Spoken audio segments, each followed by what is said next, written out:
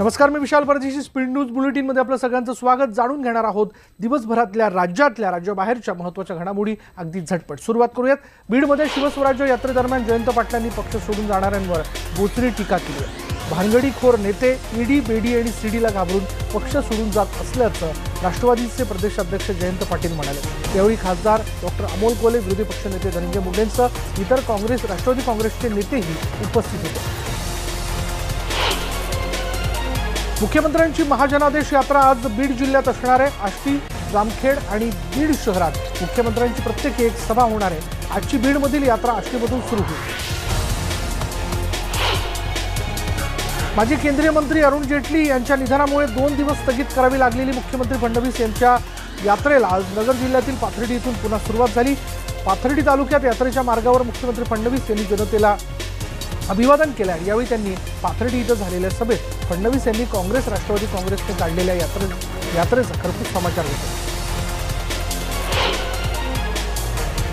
काँग्रेसच्या वतीने आजपासून काँग्रेस नेते नाना पटोले यांच्या नेतृत्वात काँग्रेसची महापर्दाफाश सभेच्या पहिल्या टप्प्याला अमरावती इथून सुरुवात झालेली आहे. प्रदेशाध्यक्ष बाळासाहेब थोरात यांच्यासह काँग्रेसचे आमदार, अन्य बडे नेते याला हजेरी लावतात.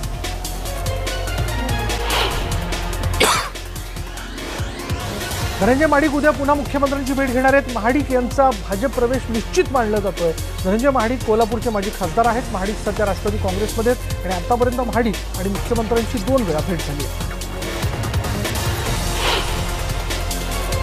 सोलापूर जिल्ह्यातील काँग्रेस आणि राष्ट्रवादीचे 2 दिग्गज नेते शिवसेनेत प्रवेश करणार आहेत. बार्शीचे आमदार दिलीप सोपल यांनी राष्ट्रवादीला रामराम ठोकलाय, तर काँग्रेसचे माजी आमदार दिलीप माने हे सुद्धा शिवसेनेत प्रवेश करणार आहेत. येत्या 28 ऑगस्टला दोन्ही नेते मातोश्रीवर प्रवेश करणार आहेत. दोन्ही नेते सहकार चळवळीत अग्रेसर मानले जातात.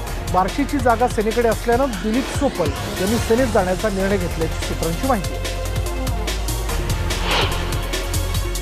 मुख्यमंत्री देवेंद्र फडणवीस यांनी आज विखे पाटलांची सांत्वनपर भेट घेतली आहे. अहमदनगर जिल्ह्यातील पाथर्डी इथून आज भाजपची महाजनादेश यात्रा सुरू होते आणि या यात्रेला जाण्यापूर्वी मुख्यमंत्र्यांनी विखे पाटील यांची लोणी इथे जाऊन भेट घेतली. राधाकृष्ण विखे पाटील यांच्या मातोश्री सिंधुताई विखे यांचा 18 तारखेला निधन झालं. आज मुख्यमंत्री देवेंद्र फडणवीस आणि विखे पाटील यांची भेट घेतली. धुळ्यातील पिंपळनेरमध्ये बिबट्याने दहशत माजवली. पिंपळनेरमधील एका शिवारात अविनाश पाटील यांच्या पोल्ट्री फार्मवर बिबट्याने हल्ला केला. बिबट्याच्या या हल्ल्यात 150हून अधिक कोंबड्यांचा मृत्यू झाला. हल्ल्याची ही दृश्य सीसीटीव्हीत कैद झाली. लातूर जिल्ह्यात पाऊस अत्यंत कमी प्रमाणात झालाय आणि त्यामुळे शेतकऱ्यांच्या चिंतेत वाढ होताना दिसते. जळकोट तालुक्यातील चाटेवाडी गावच्या 32 वर्षीय शेतकऱ्याने विजेचा प्रवाह असलेल्या डीपीवर चढून आत्महत्या केल्याची घटना समोर आली आहे. बालाजी चाटे असं या आत्महत्याग्रस्त शेतकऱ्याचं नाव आहे. शेतीसाठी पाणी मिळावं या मागणीकरता आज अहमदनगर जिल्ह्यातील शेतकरी आक्रमक झालेत. राहुरी तालुक्यातील देवळाली प्रवरामधील पाटबंधारे कार्यालयावर शेकडो शेतकऱ्यांनी ठिय्या आंदोलन केलंय. भंडारदरा धरणाच्या उजव्या कालव्यातून देवळाली परिसरातील शेतीला पाणी मिळावं अशी मागणी यावेळी करण्यात आली. सोलापूर जिल्ह्यातील मंगळवेढ्यातील फटाका फॅक्टरीत भीषण स्फोट झाला. भाडवणी इथल्या सागर फायरवर्क्स फॅक्टरीत हा स्फोट झाला. या स्फोटात सर्व फटाके जळून खाक झाले. 2 महिन्यांपूर्वी या फॅक्टरीत स्फोट झाला होता. जिल्हाधिकाऱ्यांनी कारखाना बंदीचे आदेश देऊनही बेकायदेशीरपणे ही फॅक्टरी सुरू होती. औरंगाबाद जिल्ह्यातील सर्व शैक्षणिक संस्था बंद आहेत, कारण शिक्षकांच्या विविध मागण्यांसाठी सर्व संघटनांनी एकत्रित आंदोलन पुकारलं. 20% अनुदानित शिक्षकांना प्रलंबित असलेलं पुढील टप्पा अनुदान द्यावं. विना अनुदानित आणि अंशतः अनुदानित शाळेतील शिक्षकांना सेवा संरक्षण देण्यात यावं या मागण्यांकरता हे आंदोलन करण्यात आलं. पिंपरी चिंचवडमधल्या खत व्यापाऱ्यांना पोलिसांनी नोटीस बजावल्या. तर युरिया खताचा वापर करून स्फोट घडून आणल्या जाण्याची शक्यता नाकारता येत नसल्याचं कारण देत या नोटीस बजावण्यात आलेल्या आहेत. सणांच्या पार्श्वभूमीवर या नोटिसा बजावण्यात आलेल्या आहेत. खत विक्रेत्यांनी प्रत्येक व्यवहाराची नोंद ठेवण्याची सक्त ताकीद देण्यात आली आहे आणि या आदेशाचं उल्लंघन केल्यास फौजदारी गुन्हे दाखल केले जाणार असल्याचंही नोटिसीद्वारे कळवण्यात आलं. आज संपूर्ण अकोला शहर हर हर महादेव बम बम भोलेच्या गजराने दुमदुमून केला. अकोल्यात प्रसिद्ध असलेल्या कावड यात्रेत हजारो नागरिक सहभागी झाले होते आणि यावेळी या शहरामध्ये उत्साहाचं वातावरण बघायला मिळालं. गणेश उत्सवाच्या आधी म्हाडा प्राधिकरण गिरणी कामगारांसाठी खुशखबर मिळणार आहे, कारण येत्या आठवड्याभरात गिरणी कामगारांसाठी 5,90,000ची लॉटरी जाहीर करण्यात येणार असल्याची माहिती म्हाडातील सूत्रांनी दिली. सुकामेव्याच्या किमतीमध्ये गेल्या वर्षीच्या तुलनेत 25% वाढ झाली असून आर्थिक मंदीची झळ या क्षेत्रातील व्यापारी वर्गात बसू लागली आहे. आणि या सर्व घटकांचा परिणाम म्हणून ग्राहकांनी सुक्या मेव्याच्या खरेदीसाठी हात आखडता घेतल्याचं चित्र आहे. टाटा मोटर्सच्या चाकणमधील प्लांटमध्ये पुन्हा ब्लॉक क्लोजर घेण्यात येणार आहे आणि 27 ते 31 ऑगस्ट आणि 3 ते 6 सप्टेंबर दरम्यान गाड्यांची निर्मिती होणार नाही. अभियांत्रिकी महाविद्यालयांच्या विविध शाखांमध्ये एकूण 62,000 जागा रिक्त आहेत आणि त्यामुळे महाविद्यालय व्यवस्थापनामध्ये चिंतेचं वातावरण आहे.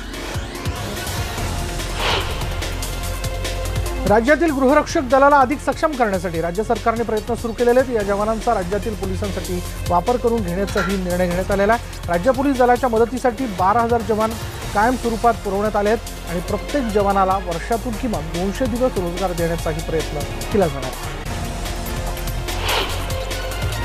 केंद्रीय गृहनिर्माण आणि नागरी व्यवहार मंत्रालयातर्फे घेण्यात येणाऱ्या इंडिया स्मार्ट सिटीज अवॉर्ड्समध्ये पुणे स्मार्ट सिटी डेव्हलपमेंट कॉर्पोरेशनच्या 6 प्रकल्पांची अंतिम फेरीसाठी निवड झाली आहे. या 6 प्रकल्पांचं सादरीकरण पुणे स्मार्ट सिटीचे मुख्य कार्यकारी अधिकारी राजेंद्र जगताप यांनी नुकतंच दिल्लीत केलं. वर्ध्यात हिंगणघाट तालुक्यातील लाल नाला या प्रकल्पाचे 5 दरवाजे 45 सेंटीमीटरने उघडण्यात आलेत आणि त्यामुळे नदीकाठच्या मंगरुळ, कोरा, आसोला या गावांना सतर्कतेचा इशारा देण्यात आला. वर्धा जिल्ह्यात गेल्या 24 तासांपासून संततधार पाऊस सुरूच आहे आणि त्यामुळे जिल्ह्यातील कार आणि कोथरा हे प्रकल्पही 100% भरलेत आणि दोन्ही प्रकल्पांच्या सांडव्यावरून पाणी वाहू लागलं. नागपूर जिल्ह्यात मध्यरात्रीपासून पावसाला सुरुवात झाली आहे. नागपुरातील चौराई धरणाचे 6 दरवाजे उघडण्यात आले आणि त्यामुळे सरासरी 80 ते 85 दशलक्ष घनमीटर पाणी तोंड लांडोमध्ये पोहोचणार आहे आणि त्यामुळे आता नागपूरकरांवरील पाणी कपातीचं संकट टळणार असल्याचं बोललं जातं.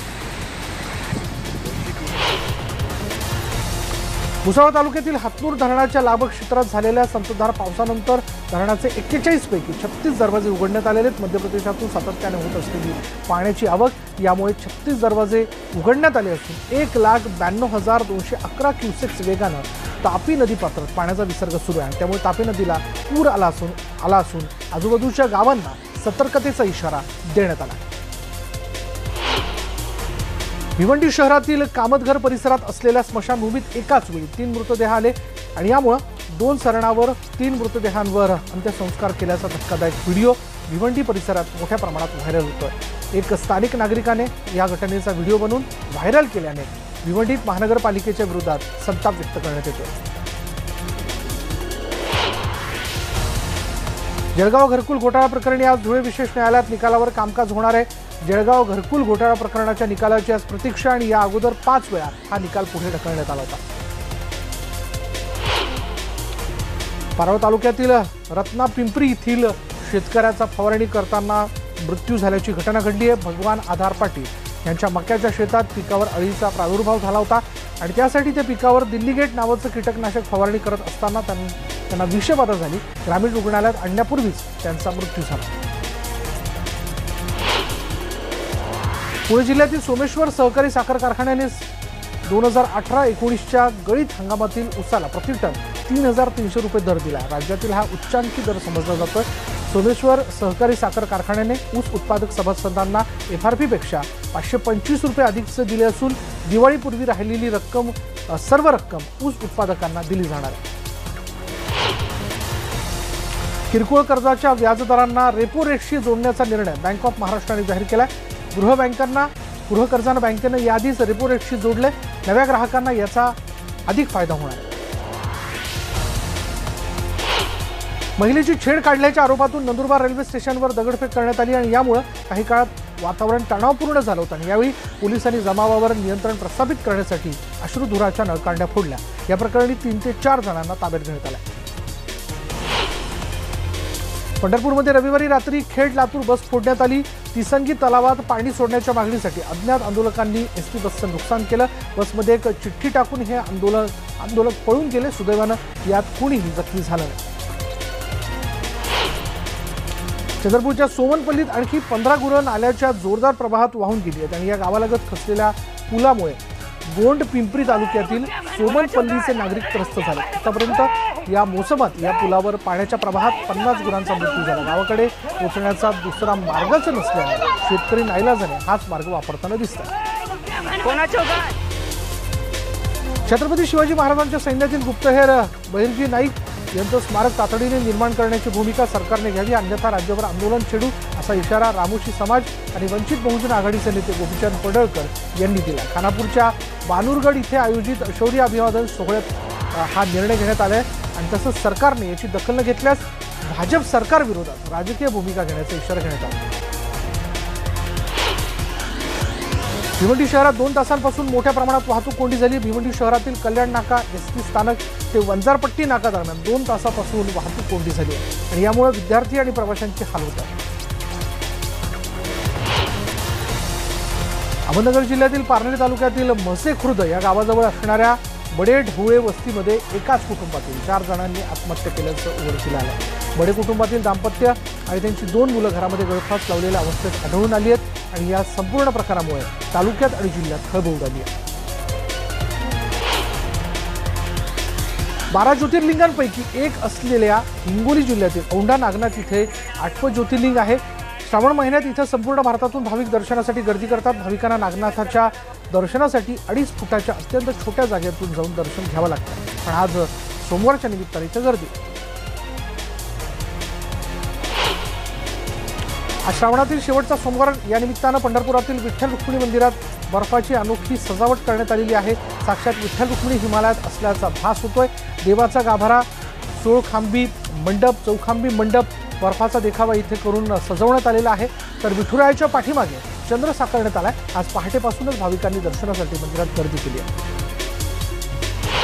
म्हणून भाजपवर मारक शक्तीचा वापर होत असल्याचं साध्वी प्रज्ञा म्हणाल्यात। मला एकदा महाराजांनी सांगितलं होतं की वाईट वेळ जवळ आहे आणि विरोधक मारक शक्तीचा वापर करून भाजप विरोधात काहीतरी करतील, असा दावा खासदार साध्वी प्रज्ञा यांनी केला।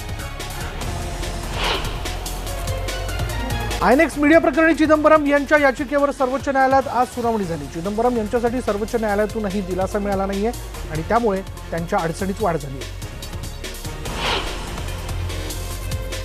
माजी पंतप्रधान मनमोहन सिंग यांच्या सुरक्षेत घट करण्यात आली आहे। त्यांची एसपीजी सुरक्षा हटवण्याचा निर्णय सुरक्षेसंदर्भातील बैठकीत घेण्यात आला। त्यांना आता Z+ सुरक्षा देण्यात येणार आहे। मनमोहन सिंग यांच्या एसपीजी अर्थात स्पेशल प्रोटेक्शन फोर्स सुरक्षा हटवण्यामागे काय कारण आहे हे अद्याप अस्पष्ट आहे। सोन्याच्या दरात नवा उच्चांक गाठलाय। सोन्याचा भाव 40,000च्या पार गेलाय। मुंबईत सोन्याचा भाव प्रति तोळा 40,100 रुपये इतका आहे। सणासुदीच्या दिवसात सोनं महागलंय। आंतरराष्ट्रीय बाजारातील घडामोडींमुळे सोन्याच्या दरात वाढ झाली आहे। यानंतर या बुलेटिनमध्ये इथे थांबणार आहोत। पहा फक्त न्यूज 18 लोकमत।